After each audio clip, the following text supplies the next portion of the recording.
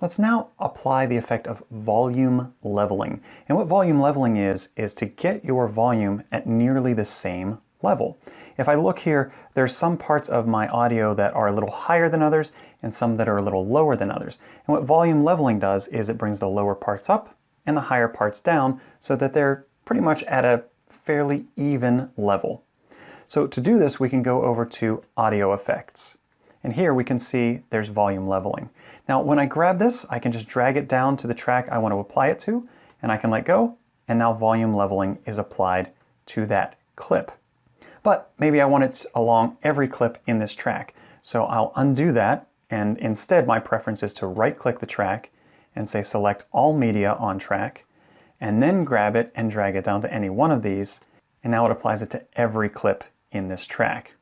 And now you can see it looks pretty even, like like freshly cut grass, that everything's about the same height. There are still some dips in there, and that's good. That's natural speech will have those dips, but you can see that for the most part there's almost a line right up on top there.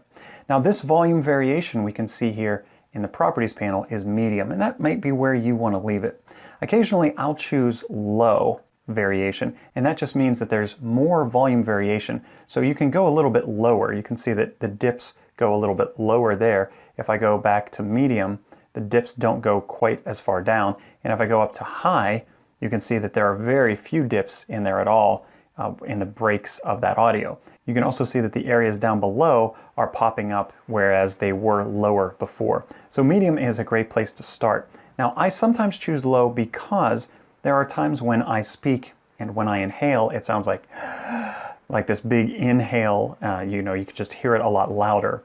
And so when you choose the medium variation, it does make the quieter things, like me inhaling, a little bit louder. When I use low, though, it's not as noticeable. So low is one of the ones that I tend to choose. It all depends. It doesn't have to be low. Let's leave it at medium for now. You can also see that there are some options here, but when I go to try and change them, I can't change them. And the reason for that is I need to choose custom. When I choose custom, then I can pick and I can drag these up or down, and you can see that when I do that, it certainly affects what I see on the screen. So for those of you who want to be very particular about the amount of volume leveling you want, here's where you can go to do it. And because I have all of these clips selected, whatever I apply to one will be applied to all of them. Now there is one exception to that, and that is when I do this, I can see that the volume's down lower than I want, so I want to raise it. Now even with all three of these selected, when I go to try and raise it, it only raises the one clip, right? So for me to fix that, one of the things I'll do is I will select all the media on the track, and then I will right-click and stitch that media. Now when I stitch it and I go in here, I can click on it and I can drag this up so that I get that line really close to the top, not quite touching, like maybe here. This is a good place where I try to put most of my videos, where there's a little bit of a gap from the top. Now remember, we can expand this and we can get even more granular. If I need to bump it up even further so that it's still not touching, I can do that. And there, that might be even better. I don't see that it's touching anywhere at the top, so I'm not clipping, and this might be the level at which I want to produce this video.